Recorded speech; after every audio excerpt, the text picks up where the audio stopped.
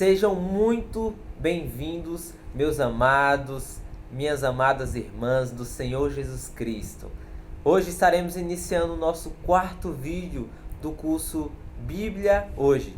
Como a Bíblia pode te ajudar em todas as áreas da sua vida hoje? Eu, missionário Guilherme, juntamente com o missionário Elieto, diretamente do projeto N7, estaremos dando continuidade ao nosso estudo do livro de Mateus, Evangelho de Jesus Cristo. Antes de iniciarmos a nossa leitura, eu vou pedir ao missionário Elieto para estar orando, para que Deus venha abrir os nossos corações e o nosso entendimento. Amém.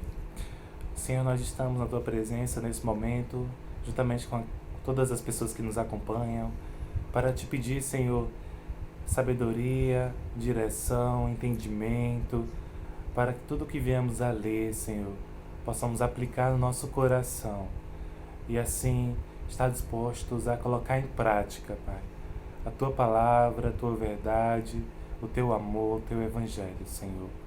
Nos ensina cada vez mais a ser humildes, para aprender com o Senhor Jesus, para como viver nessa vida, para uma vida que Te agrada, Pai. É no nome de Jesus que nós agradecemos por essa oportunidade e privilégio e pedimos a Tua ajuda. Amém, Senhor.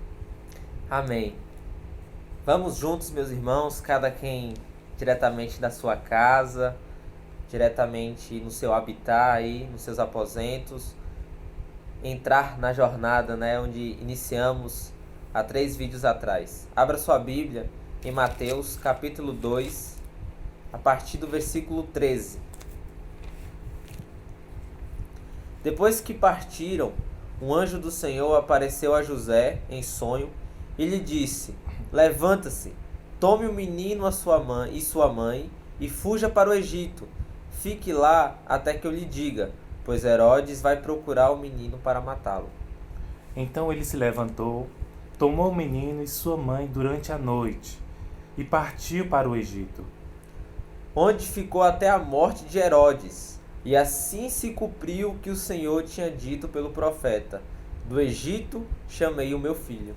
Quando Herodes percebeu que havia sido enganado pelos magos, ficou furioso e ordenou que matassem todos os meninos de 2 anos para baixo, em Belém e nas proximidades, de acordo com a informação que havia obtido dos magos. Então se cumpriu o que fora dito pelo profeta Jeremias. Ouviu-se uma voz em Ramá, choro e grande lamentação. É Raquel que chora por seus filhos e recusa ser consolada, porque já não existem. Muito bem. Meus irmãos, assim como nos 3 vídeos anteriores, vamos estar fazendo perguntas neste momento, onde o Eli estará respondendo, nos explicando um pouco mais sobre esse texto. Eli, nos explica, ao ler esse texto, o que aprendemos com José, o pai de Jesus. Bom, primeiro gostaria de destacar a coragem deles, porque antes de Jesus ser o Salvador do mundo, entregando sua vida, os pais dele, principalmente José, homem justo, temente ao Senhor e que buscava fazer a vontade de Deus, ele recebeu uma ordem e com isso ele teve que abandonar sua pátria. Essa atitude exigia muita coragem para alguém deixar sua pátria, como era a pátria de Israel,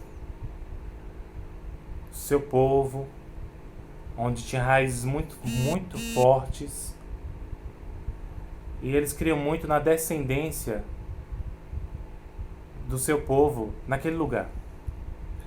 Mas mesmo assim José confiou no Senhor, partiu para o Egito, terra distante, onde havia sido escravos por muitos anos, para salvar o nosso Salvador. Então nós aprendemos que José, ele ouvia a voz do Senhor, ele era direcionado pelo Senhor, era obediente, não questionava como servo.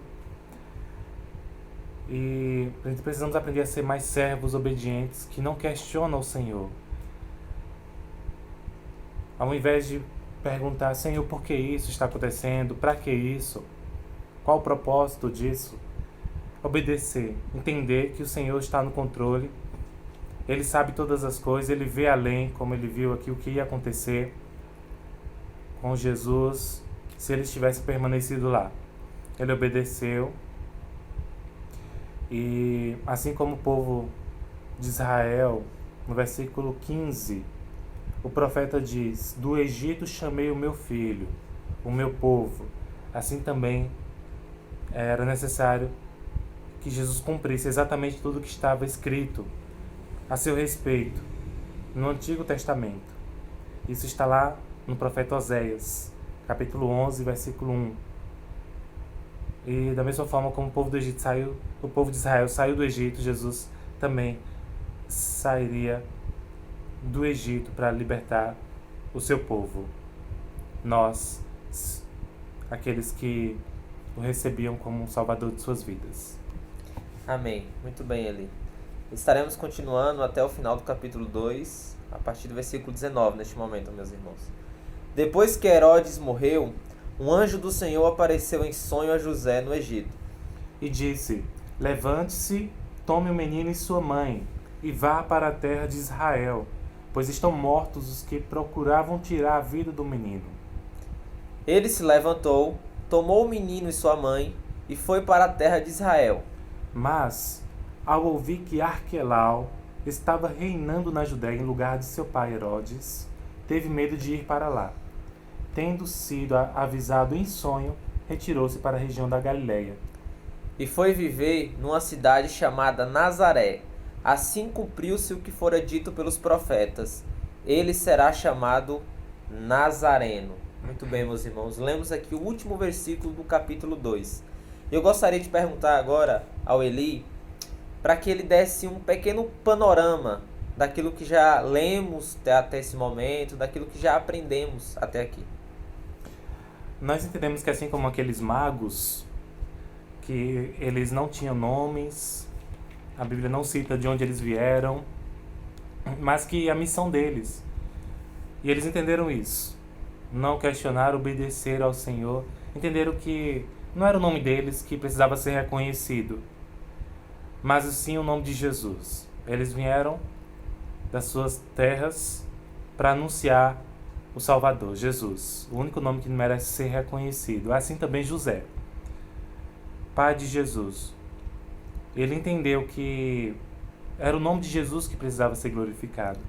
Até porque essa é a última vez que José aparece em toda a Bíblia. É citado mais à frente o nome dele, como por exemplo em passagens em que questionam: não é este o filho do carpinteiro José? Mas José mesmo, de fato, ele não aparece mais. E ele deixa que Jesus apareça, que o nome do Senhor Jesus seja glorificado. Também gostaria de destacar que Nazaré, onde eles foram viver, era considerado uma das piores cidades, mais miseráveis da época de Jesus, da nação de Israel. Muitos estudiosos dizem que aproximadamente 400 habitantes, pouco mais de 20 casas. Outros estudiosos dizem que era uma cidade muito sofrida, amaldiçoada, com muita fome. Inclusive, Natanael, lá em João capítulo 1, versículo 46, ele faz uma pergunta bem intrigante. Quando Filipe apresenta Jesus de Nazaré, o Messias, ele pergunta: Nazaré, pode vir alguma coisa boa de lá? E nós encontramos registros em Lucas capítulo 4, versículo do 16 ao 30, por exemplo, que o povo de Nazaré era um povo muito cruel, que tentou matar Jesus, jogando ele do precipício. E ele é expulso daquela cidade. Da mesma forma, em outras passagens como Mateus 13, 54 a 58, e Marcos 6, do 1 ao 6, fala de uma segunda rejeição, em que Jesus novamente vai a Nazaré, sua cidade, vai à sinagoga ensinar a verdade que salva, que poderia salvar aquele povo, mas eles rejeitam pela segunda vez. E ele, assim, passa a morar em Cafarnaum, terra dos gentios. E Jesus ele cresce em meio à fome, miséria total, correndo risco de morte pela crueldade daquele povo. José e Maria têm uma missão. Não só nesse momento eles salvaram Jesus das mãos do rei Herodes, mas também da situação em que Jesus viveu até se tornar um homem formado com 30 anos de idade. Então aprendemos que eles entenderam que não era o nome deles, é o nome de Jesus que precisa ser glorificado e anunciado. Só esse nome salva, transforma e liberta. Amém. Então, com esse pequeno panorama que o Eli Edson acaba de dar, encerramos o nosso capítulo 2, né? Você que está nos acompanhando desde o primeiro vídeo, agradecemos, somos gratos. E eu creio que Deus tem falado grandemente ao seu coração, porque a palavra dele é suficiente para gerar em nós edificação, restauração, arrependimento, e cremos na suficiência da palavra. E somos muito gratos por isso. Eu quero neste momento falar um pouquinho sobre o nosso projeto. Talvez você esteja curioso, né? Esteja ainda não por dentro daquilo que realmente fazemos no dia a dia aqui no Projeto N7 em Petrolina, na Igreja Batista Resplendor. Uma igreja onde se encontra na nossa casa, na garagem da nossa casa.